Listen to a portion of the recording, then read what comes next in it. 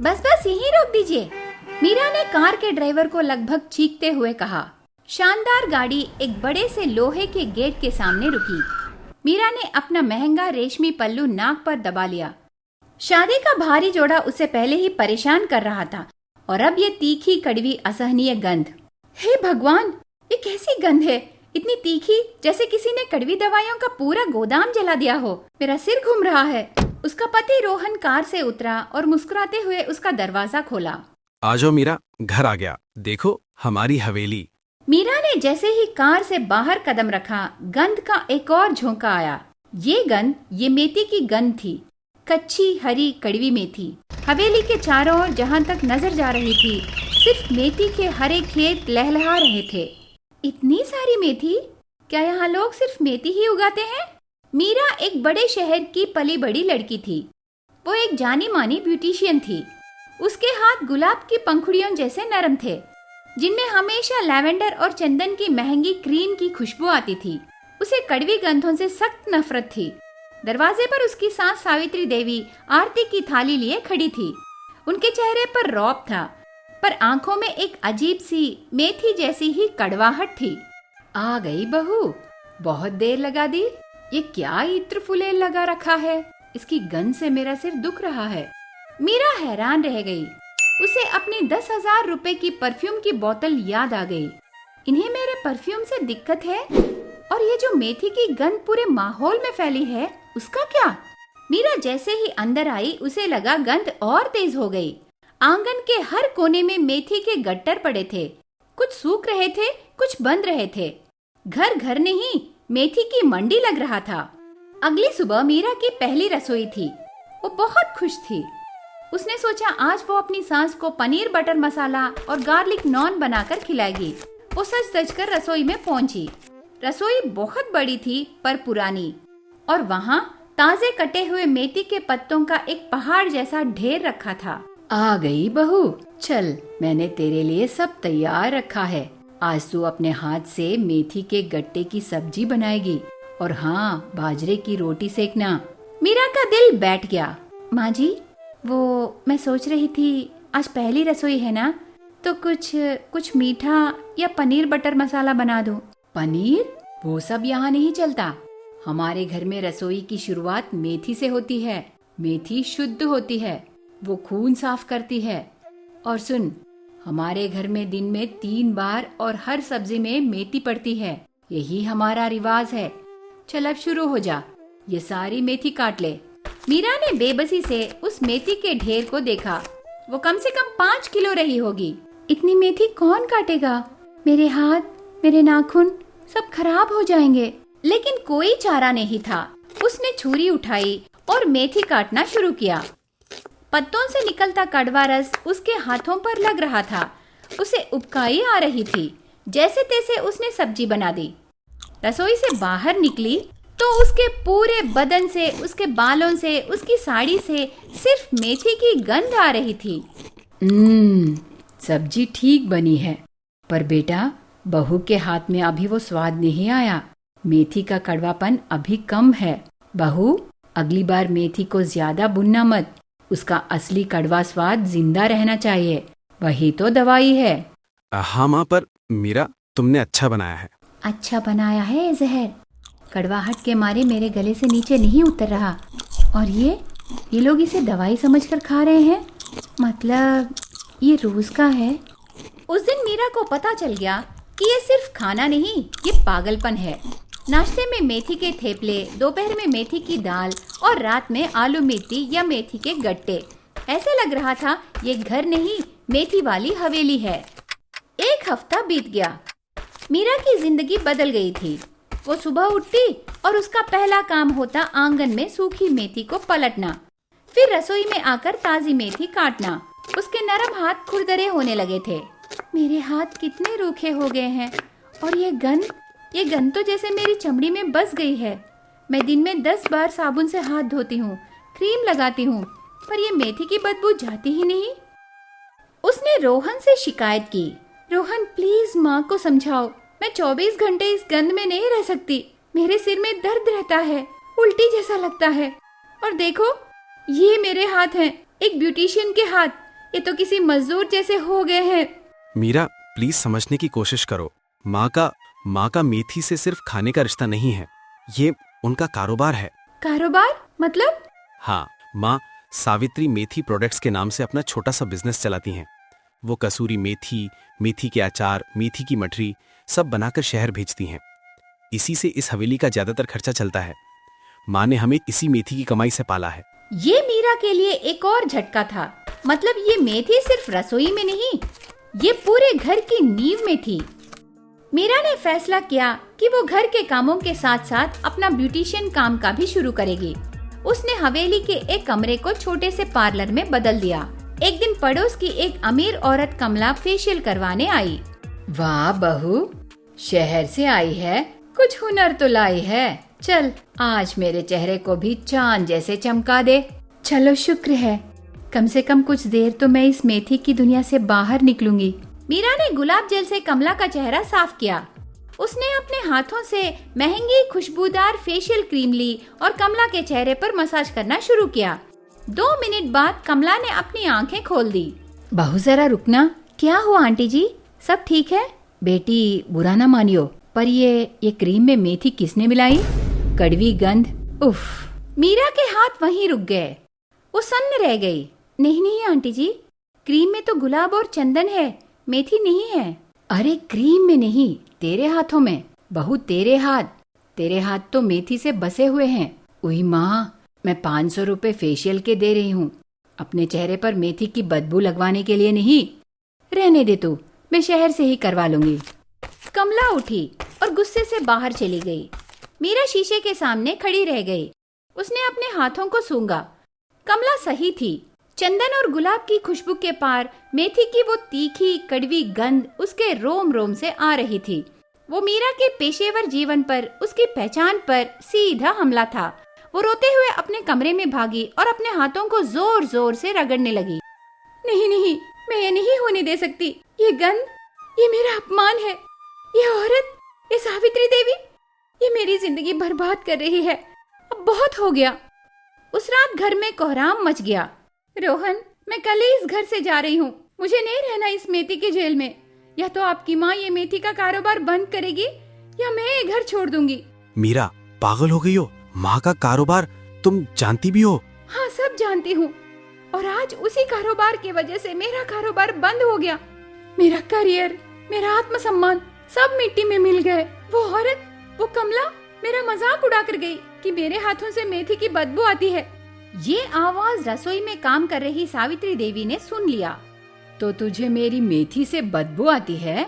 तुझे मेरे काम से, मेरी इज्जत से बदबू आती है? 30 साल से इसी मेथी ने ये हवेली खड़ी रखी है। इसी मेथी ने तेरे इस पति को पढ़ा लिखा कर शहर भेजा था।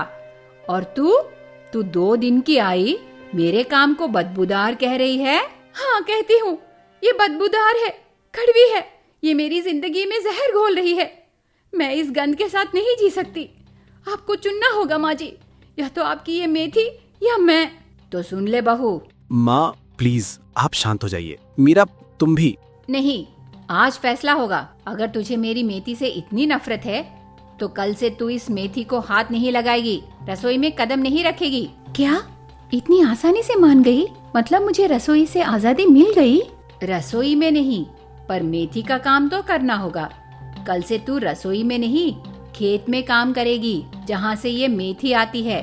कल से तू सुबह 5 बजे उठेगी और खेत में मेथी की कटाई करेगी। और हाँ, हवेली के आंगन में जो 10 बोरी मेथी सुखाने के लिए रखी है, उसे भी तू ही छांटेगी। देखती हूँ, जब 10 घंटे मेथी की धूप में बैठेगी तब तेरे हाथों से गुलाब की खुशबू आती है या मेरे खेत की मिट्टी की। मीरा ने अपने पति रोहन की तरफ देखा। रोहन ने अपनी नजरें झुका ली। अगली सुबह सूरज उगने से पहले सावित्री ने मीरा के कमरे का दरवाजा पीट पीट कर उसे जगाया। उठ बहू, 5 बज गए, मुहूर्त निकल रहा है क्या? चल, खेत तेरा इंतजार कर रहा है। और हाँ, ये शहर वाले नाजुक कपड़े नहीं, ये मोटी सूती साड़ी पहन कर आ। कीड़े मकोड़े होते हैं खेत में। मीरा की आंखों में नींद और आंसू थे। उसने देखा रोहन चादर ओढ़कर दूसरी तरफ करवट लेकर सोने का नाटक कर रहा था। कायर, अपनी बीवी को सजा पाते देख रहा है। और खुद सोने का नाटक कर रहा है। नफरत हो गई है मुझे इस आदमी से। मीरा साड़ी पहनकर खेत में पहुंची। ओस से मेथी के पत्ते गीले थे। हवा में कड़वाहट और ज्यादा थी। ये ले दरांती और बैठ जा। ये जो 4 क्यारी देख रही है, आज शाम तक ये पूरी कट जानी चाहिए। एक एक पत्ता कटना चाहिए, जड़ से नहीं, ऊपर ऊपर से। बर्बाद नहीं होनी चाहिए। मीरा ने कामते हाथों से दरांती पकड़ी। वो जमीन पर उकड़ू बैठी और मेथी काटना शुरू किया। कभी सोचा नहीं था कि लंदन में ब्यूटिशियन का कोर्स करके मैं हरियाणा में किसी खेत में मेथी काटूंगी। किस्मत खराब है। मेथी के डंठल सख्त थे। दरांती चलाना उसे आता नहीं था। 10 मिनट में ही उसकी उंगली कट गई। आह! क्या हुआ? नाटक शुरू हो गया। खून निकला है, पानी नहीं। चल काम पर लग। शाम तक ये खत्म नहीं हुआ तो रात का खाना नहीं मिलेगा। मीरा ने अपनी उंगली को साड़ी के पल्लू से बांधा और आंसू पीते हुए फिर से काम में लग गई। सुबह से दोपहर हो गई। सूरज सिर पर आ गया। उसकी पीठ अकड़ गई थी, हथेलियां चिल गई थी और चेहरा धूप से जल रहा था। लेकिन सावित्री ने उसे उठने नहीं दिया। शाम को जब वो हवेली लौटी तो वो चल भी नहीं पा रही थी। अरे अभी खत्म नहीं हुआ। आंगन में जा। वो 10 बोरी सूखी मेथी रखी है, उसमें से डंडियां अलग कर और पत्ते अलग कर। कसूरी मेथी बनानी है। चल जल्दी कर। मीरा आंगन में उस सूखी धूल भरी मेथी के ढेर के सामने बैठ गई। सूखी मेथी की गंध और भी ज्यादा तीखी थी। उसकी आंखों से पानी बह रहा था, नाक जल रही थी। ये औरत मुझे मार डालना चाहती है, ये मुझे तोड़ना चाहती है, पर मैं भी इतनी आसानी से नहीं टूटूंगी। अगर यही मेरी किस्मत में है तो लड़ूंगी। ये सिलसिला 1 हफ्ते तक चला। मीरा रोज सुबह 5 बजे उठती, खेत में जाती, शाम तक मेथी काटती और फिर देर रात तक आंगन में बैठकर सूखी मेथी छांटती। वो एक जीती जागती लाश बन गई थी। उसके हाथों की खुशबू तो दूर, उसकी जिंदगी की खुशबू भी चली गई थी। रोहन उससे बात करने की कोशिश करता, पर मीरा उसे घूर कर देखती और चुप रहती। मेरा तुम थक गई हो, लाओ मैं तुम्हारी मदद कर दूं। छोड़ दो मुझे, ये सजा मुझे मिलनी थी। तुम जाओ, अपनी माँ के पास बैठो। तुम समझ नहीं रही हो मीरा, माँ ऐसी नहीं है। वो बस अपनी मेथी को लेकर। चुप हो जाओ, बस एक शब्द और नहीं सुनना मुझे इस मेथी के बारे में। ये मेथी नहीं, ये डाइन है जो मेरा खून पी रही है। सावित्री जो दूर खड़ी ये सब सुन रही थी, मुस्कुराई। और तड़पो, अभी तो सजा शुरू हुई है। मेरे 30 साल के कारोबार को बदबूदार कहने की हिम्मत की थी तूने। अब मैं तुझे इसी बदबू में सड़ा दूंगी। एक दिन सावित्री बहुत खुश थी। उसे शहर से मेथी मटरी का एक बड़ा ऑर्डर मिला था। ये हवेली का सबसे बड़ा सालाना ऑर्डर था। बेटा, अग्रवाल स्वीट्स वालों ने 50 किलो मेथी मटरी का ऑर्डर दिया है। इस बार बहू के हाथ की मटरी खिलाएंगे उन्हें। चल बहू, आज तेरी किस्मत अच्छी है, तुझे खेत नहीं जाना। आज रसोई में नहीं, आंगन में मटरी बनेगी। तेरे इन बदबूदार हाथों से भी बनवाऊंगी। खेत नहीं तो आंगन, पर काम वही, मेथी। आज मैं इस औरत को सबक सिखाऊंगी। मीरा को रसोई में तो नहीं, पर आंगन के बड़े चूल्हे पर काम मिल गया। सावित्री ने आटा, मैदा, सूजी और कसूरी मेथी का एक बड़ा ढेर उसके सामने रख दिया। चल आटा गूंद और सुन, मटरी सख्त होनी चाहिए, मेथी कम ना पड़े। ये ले, ये मेरा खास मेथी मसाला है, ये डाल दे, स्वाद दुगना हो जाएगा। मैं जरा हिसाब किताब देख कर आती हूँ। मीरा उस आटे के ढेर को घूर रही थी। उसके अंदर 1 हफ्ते का दबा हुआ गुस्सा, अपमान और नफरत उबल रही थी। 50 किलो मटरी, मतलब आज भी और कल भी सिर्फ मेथी मेथी मेथी। मुझसे नफरत है ना? मेरे हुनर से नफरत है ना? मेरे हाथों से बदबू आती है ना? ठीक है, अब मैं दिखाती हूँ कि असली बदबू और कड़वाहट क्या होती है। मीरा ने सावित्री का मेथी मसाला लिया। उसके बगल में ही कपड़े धोने का साबुन की बट्टी और नीम का पाउडर पड़ा था। नीम का पाउडर भी मेथी जैसा ही कड़वा और हरा था। आपको कड़वा ही पसंद है ना माँ जी? आपको दवाई चाहिए ना? मैं देती हूँ आपको दवाई, ऐसी दवाई कि दुनिया याद रखेगी। आपका अग्रवाल स्वीट्स, आपका कारोबार, आपकी इज्जत, सब आज से आटे में मिल जाएगा। मीरा ने सावित्री के मसाले के साथ साथ चुपके से 2 मुट्ठी नीम का पाउडर उस आटे में मिला दिया। मेथी कड़वी होती है, नीम महा कड़वा होता है। अब खाओ खाओ दवाई। जब ये 50 किलो मटरी वापस आएगी तब पता चलेगा असली अपमान क्या होता है। उसने जल्दी से आटा गूंद दिया।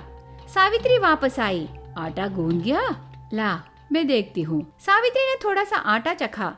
आटा चखते ही उसका मुंह कड़वाहट से भर गया। छी, इतना कड़वा? बहू, ये क्या किया? तूने मसाला ज्यादा डाल दिया क्या? माँ जी, आप ही तो कहा था कड़वापन जिंदा रहना चाहिए। और आपने जो कसूरी मेथी दी थी वो शायद ज्यादा पुरानी और सूखी होगी, तो कड़वी ही होगी ना।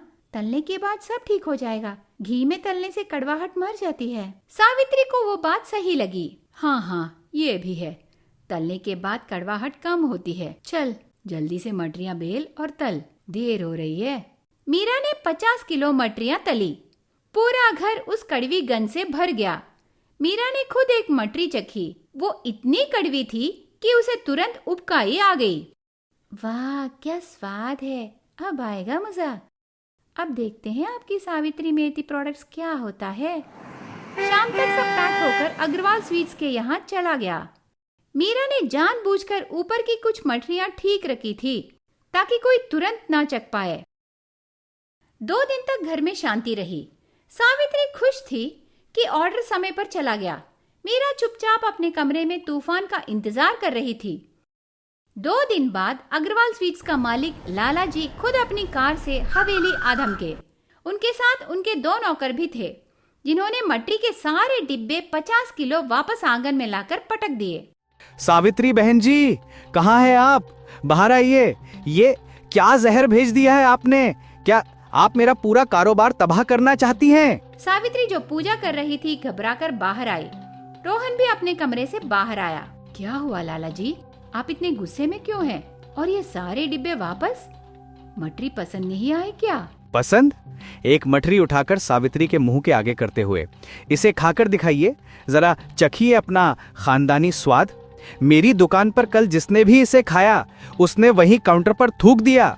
2 ग्राहकों ने तो मुझ पर केस करने की धमकी दी है। कहते हैं दवाई बेचता है। ये मठरी है या नीम की गोली? सावित्री ने झिझकते हुए मटरी का एक टुकड़ा चखा। तलने के बाद कड़वाहट और भी तेज हो गई थी। वो जहर हो गई थी। उसने मटरी जमीन पर थूक दिया। ये इतनी कड़वी कैसे? ये तो जहर है, नीम। इसमें तो नीम मिला है, ये मेथी नहीं है। सावित्री ने घूर कर मीरा को देखा, जो आंगन के कोने में खड़ी मुस्कुरा रही थी। तो ये तूने किया है? तूने मेरी मटरी में नीम मिलाया? बोल बोल कर्मजली, तेरे हाथ नहीं कांपे मेरे कारोबार में जहर मिलाते हुए?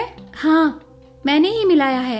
ये कबूलनामा इतना अचानक और शांति था कि सावित्री का उठा हुआ हाथ हवा में ही रुक गया। रोहन भी सन्न रह गया। मीरा, तुम पागल हो गई हो? तुमने? हाँ, मैंने ही मिलाया, ताकि आपको पता चले कि जबरदस्ती कड़वाहट खिलाना कैसे लगता है।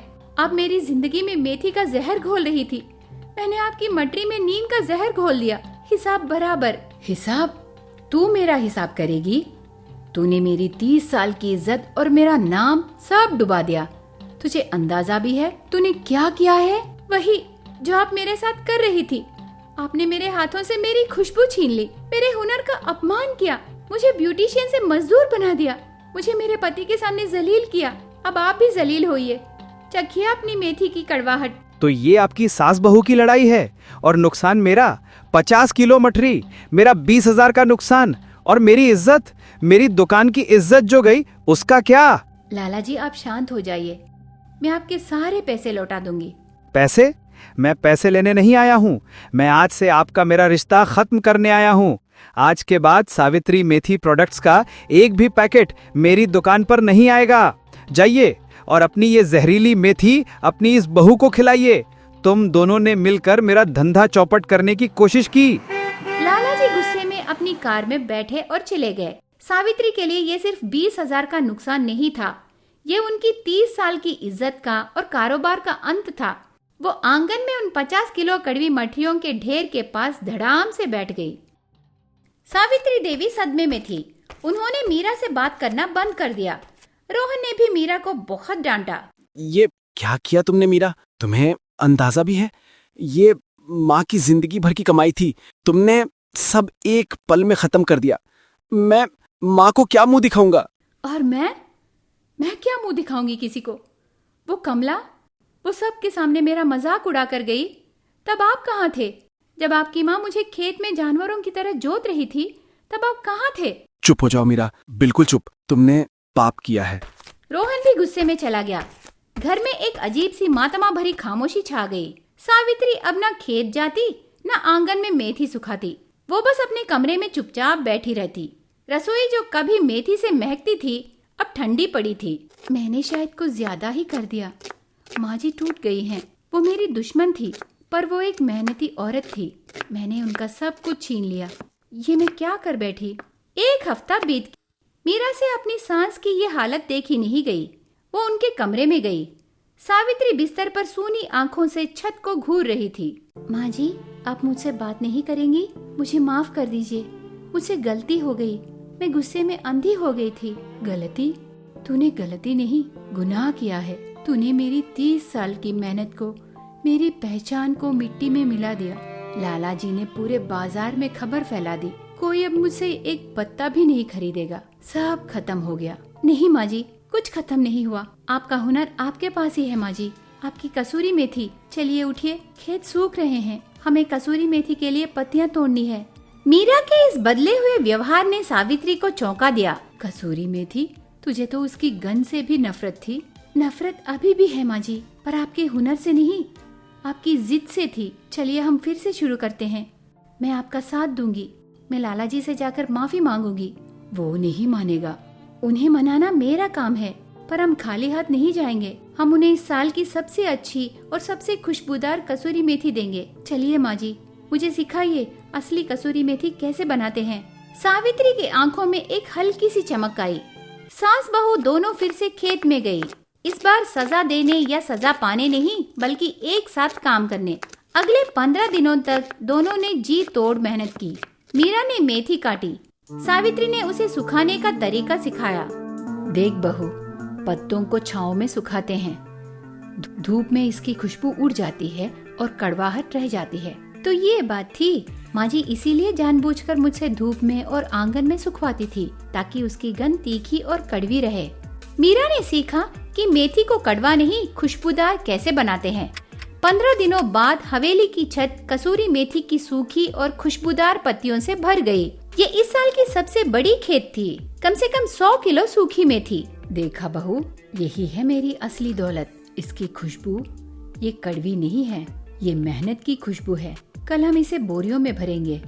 लाला जी नहीं तो कोई और सही। आज मुझे इस गंध से नफरत नहीं, बल्कि सम्मान महसूस हो रहा है। उस रात को मीरा थककर सो गई, पर रात के 2 बजे आसमान में बिजली कड़की और जोरों की बारिश शुरू हो गई। बेमौसम बरसात सावित्री की नींद खुली। बारिश? हे भगवान, बारिश! वो चीखती हुई छत की तरफ भागते हुए गई। बहू, रोहन, उठो! मेरी मेथी, मेरी सारी मेहनत! जब तक सब छत पर पहुँचे, तब तक बहुत देर हो चुकी थी। 100 किलो कसूरी मेथी, वो अनमोल सूखी पत्तियां बारिश के पानी में भीगकर काली कीचड़ बन चुकी थी। सावित्री ने उस काली गीली मेथी को मुट्ठी में उठाया और वहीं छत पर बेहोश होकर गिर पड़ी। सावित्री को बहुत तेज बुखार चढ़ गया। वो सदमे में बीमार पड़ गई। मटरी का ऑर्डर गया और अब कसूरी मेथी की पूरी फसल वो टूट चुकी थी। वो बस बिस्तर पर पड़ी छत को घूरती रहती और बड़बड़ाती थी। सब गया, सब। वो बहू कुलक्षणी है। उसने मेरी 30 साल की मेहनत, मेरा कारोबार, मेरा धर्म सब भ्रष्ट कर दिया। माँ, दवा ले लीजिए। नहीं, मुझे कोई दवा नहीं चाहिए। मुझे मेरी मेथी लौटा दे बस। घर का पूरा कारोबार ठप्पा हो गया। रोहन के पास भी पैसे खत्म हो रहे थे। मीरा, अब क्या होगा? माँ तो हिम्मत हार गई। खेत में अगली फसल के लिए बीज डालने के पैसे भी नहीं है। मुझे लगता है हमें इस हवेली को बेचकर शहर लौट जाना चाहिए। नहीं रोहन, हम ऐसे हार मानकर नहीं जाएंगे। मीरा ने अपने पति को देखा और उसने बिस्तर पर लेटी अपनी सास को देखा।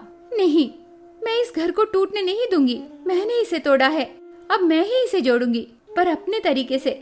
सावित्री देवी, आपने मेरी पहचान छीनी थी, अब मैं आपकी पहचान अपने हुनर से वापस लाऊंगी। मीरा अपने उस छोटे से पार्लर वाले कमरे में गई जिसे उसने बंद कर दिया था। उसने अपनी पुरानी डायरी खोली, अपने पुराने कॉन्टैक्ट्स निकाले। अगले दिन वो शहर गई और ब्यूटी पार्लर की अपनी पुरानी सहेलियों से मिली। वो बड़े बड़े आयुर्वेदिक स्पा मैनेजर्स से मिली। मैम, मेरे पास एक चीज है, वो आपके स्पा के लिए बहुत फायदेमंद हो सकती है। मेथी, शुद्ध ऑर्गेनिक मेथी, पर खाने के लिए नहीं, लगाने के लिए। मेथी? You mean fenugreek? वो तो बहुत कड़वी और बदबूदार होती है। हम उसे स्पा में कैसे इस्तेमाल कर सकते हैं? क्लाइंट्स भाग जाएंगे। नहीं मैम, वो तब बदबू रहती है जब आप उसे गलत तरीके से धूप में सुखाते हैं। पर मेरे पास मेरी सांस की 30 साल पुरानी गुप्त नुस्खा है जिससे मेथी कड़वी नहीं खुशबूदार हो जाती है। वो बालों के लिए अमृत है मैम। 2 दिन बाद मीरा घर लौटी। उसके हाथ में कुछ छोटे छोटे सुंदर डिब्बे थे। वो सबसे पहले छत पर गई। वहाँ बारिश से बची हुई थोड़ी सी मुश्किल से 1 किलो गीली काली मेथी पड़ी थी। माँ जी, आपने 100 किलो मेथी को बोया, पर इस 1 किलो मेथी को मैं सोना बना दूंगी।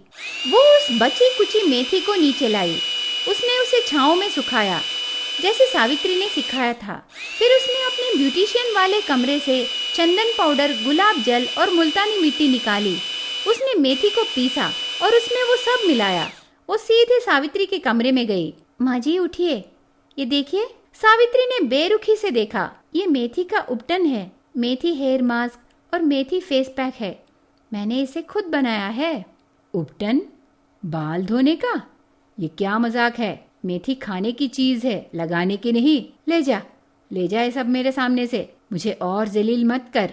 क्यों नहीं माँ जी, आप कहती थी ना मेथी खून साफ करती है, तो ये चमड़ी को भी साफ कर सकती है। ये बालों को घना और मजबूत बनाती है। शहर में लोग नीम और हल्दी के उपटन के लिए हजारों रुपए देते हैं। आपकी मेथी तो उससे भी ज्यादा गुणकारी है। बकवास। मेरी मेथी उपटन बनेगी? ये मेरे पुरखों का अपमान है। अपमान? इसे सूंघिए। क्या इसमें बदबू है? इसमें चंदन और गुलाब की खुशबू है। आपकी मेथी की कड़वाहट मैंने अपनी खुशबू से दबा दी है। सावित्री ने झिझकते हुए उसे सूंघा। ये मेथी नहीं, ये कुछ नया था। लाइए, अपने हाथ लाइए।